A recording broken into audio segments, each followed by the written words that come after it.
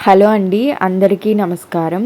ఈరోజు వీడియోలో 2025లో 12 రాశులకి ఆదాయ వ్యయములు అలాగే రాజపూజ్య అవమానాల గురించి తెలుసుకుందాం.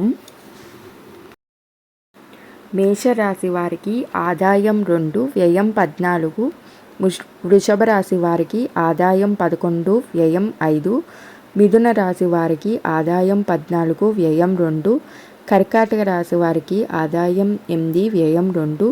సింహరాశి వారికి ఆదాయం 11, వ్యయం 11. కన్య రాశి వారికి ఆదాయం 14, వ్యయం 2. తులారాశి వారికి ఆదాయం 11, వ్యయం 5. వృశ్చిక రాశి వారికి ఆదాయం 2, వ్యయం 14. ధనస్సు రాశి వారికి ఆదాయం 5, వ్యయం 5. మకర రాశి వారికి ఆదాయం 8, వ్యయం 14. కుంభరాశి వారికి ఆదాయం 8, వ్యయం 14. మీనరాశి వారికి ఆదాయం 5, వ్యయం 5.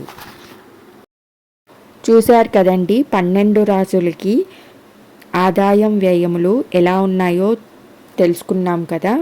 ఇప్పుడు 12 రాశులకి ఈ సంవత్సరంలో రాజపూజ్యం అవమానాలు ఎలా ఉండబోతాయో తెలుసుకుందాము. మేషరాశి వారికి రాజపూజ్యం 5, అవమానం 7.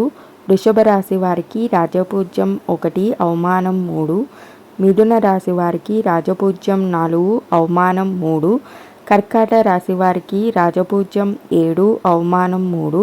సింహ రాశి వారికి రాజపూజ్యం 3, అవమానం 6.